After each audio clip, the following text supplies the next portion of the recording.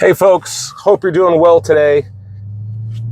Real quick, I want to talk about one of the greatest attacks on freedom and independence that a lot of people aren't thinking about.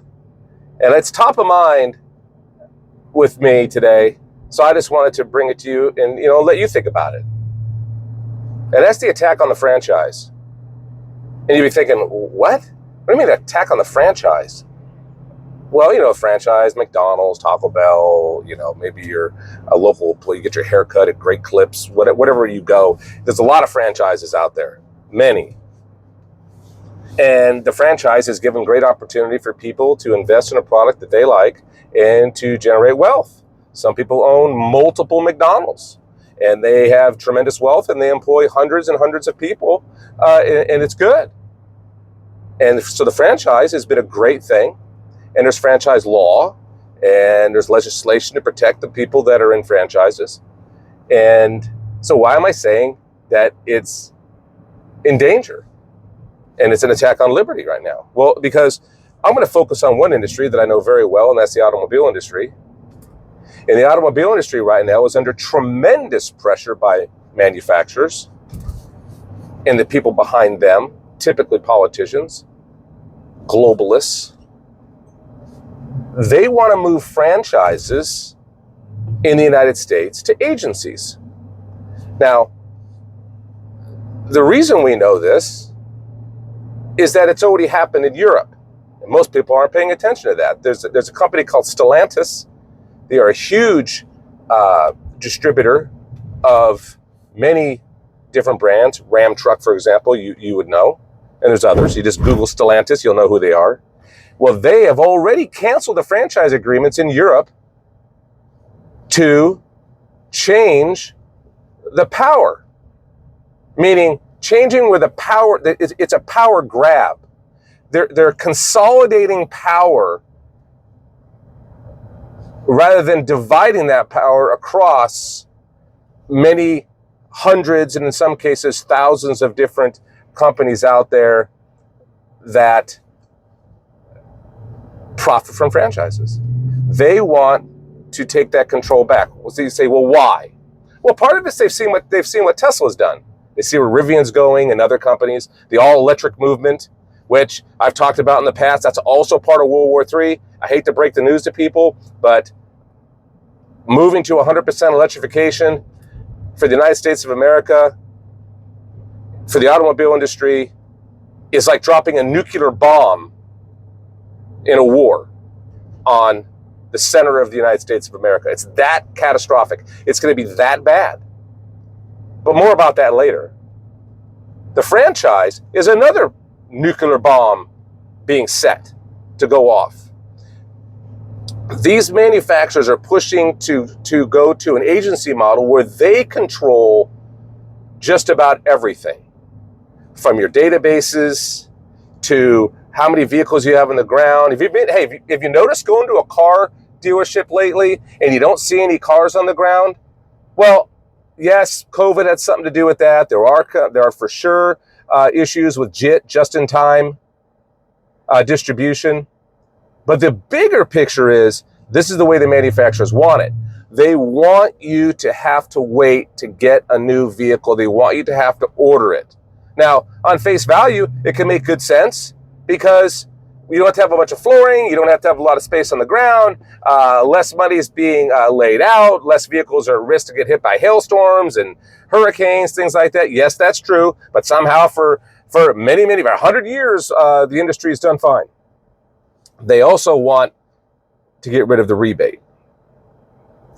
Why would they rebate you if you can't buy the vehicle unless you order it? Meaning that, and similar to what the De Beers do with diamonds, right? There's no shortage of diamonds. They just make it seem that there's a shortage in diamonds. Again, I'll digress. The franchise, the automobile industry, millions of jobs connected to it. Tremendous wealth's been generated for years.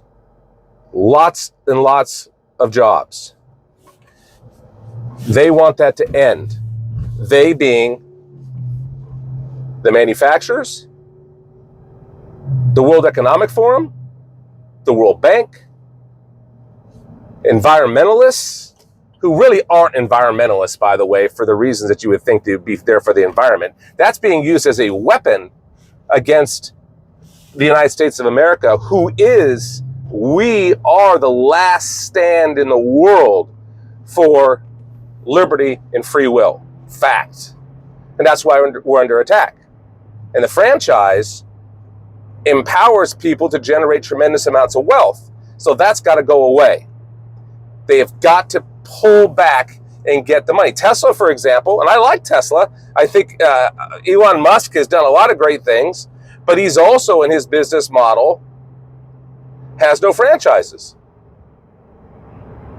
And if it's a one-off company, maybe 2 or 3, and they're just focusing on electrification and they have their little space, maybe that'd be okay. I don't know. But now that everybody wants to go that way and all companies want to go that way, it's a huge, huge nuclear bomb about to go off in the United States of America. Europe is already starting to pay for their bad policies, their bad going green, and they're being hogtied by Russia and China now with trying to get natural gas, and you've got pipelines blowing up, you've got nuclear power stations they're having to bring back online. They're going to reap what they sowed, right? Their bad decisions, they're paying for them. Okay, so. But I gotta go back. There's so much to talk about that it's like you get pulled down these rabbit holes, and these rabbit holes are dangerous because, it's like saying conspiracy theory, right? Go down that rabbit hole because there's really nothing there, and you'll just be lost there forever. So don't follow. That's a conspiracy theory. Well, we're finding out, folks, that a lot of these things that we used to call conspiracy theories are actually facts.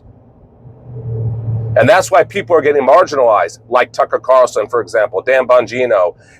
That's about marginalizing people and stopping momentum for you to get the information you need to make an intelligent decision because the enemy is getting exposed. Fact. That's what I'm saying is the truth is not hate speech. I'm telling you today that the franchise is under attack because the truth is the enemy is at work to destroy the power of the United States of America. You, as a United States citizen, have tremendous power because overall, collectively, you have tremendous wealth and you have well over $150 trillion in pent-up fossil fuel energy that now you're being hog-tied that you can't use because you have to go all electric at the same time. Remember, all electric's connected to going to agency, which is connected to not having franchises, which is connected to having less opportunity for wealth generation by American citizens, and more wealth and power being bought at the tip of the pyramid. Remember, the United States is an inverted pyramid. Other countries are a true pyramid, where the power is at the top, regulated from the top down. We, the people, are an inverted pyramid. We have the power. The people have the power. In the franchise, it's the multitude of the hundreds, it's the thousands and thousands of franchises of all different types of product out there. Well, that has to end according to the enemy of this country. We must fall. So the franchise attack is connected to the all-electric attack, which is connected to the can't have the fossil fuels attack. To China is the opposite. They have an overabundance of fossil fuel being used. They have well over 1,000 coal-fired plants right now in operation, with over 200 growing. And we don't have any new ones. Heck, it's hard for us to open up I think we just had a nuclear power station, a plant in Georgia just open up, and it took years just to get through the red tape of the enemy trying to restrict even nuclear. Fossil fuels connected to the automobile industry, connected to the franchise, connected to the agency move, connected to the media restricting you getting the correct information so you can make the right decision and understand just what I'm talking about. And look, I thought I was going to do a quick 3-4 minutes on the danger of the franchise going away. But once you start talking about it, it takes you in all these different directions. Well, why? Because it's all connected, folks. It's all connected. Remember, the devil is the great deceiver, okay? Master at it. Demonic things are going on in the world today, no doubt about it, but people are being used to push that agenda of evil. We need to stop that. And the only way we can do that is by getting the facts, understanding who, what, where, and why the enemy is coming after us, and then what we can do about it. When it comes to the franchise, folks, what you have to do is get a hold of your legislator, because it's the legislation in each state that protects or does not protect the franchise.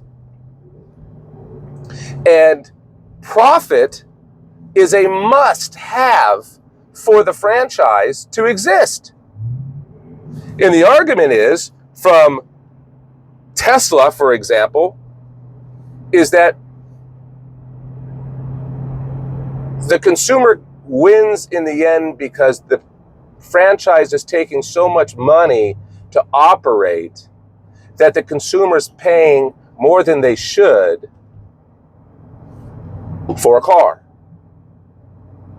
Missing the whole point that the money that's made in profit when you buy a vehicle in the franchise keeps, in many dealerships, well over 100 people at work making a decent living, so the economy keeps moving. So what's really happening is that the manufacturers don't want that to happen. They don't care about how many jobs you provide as a franchise.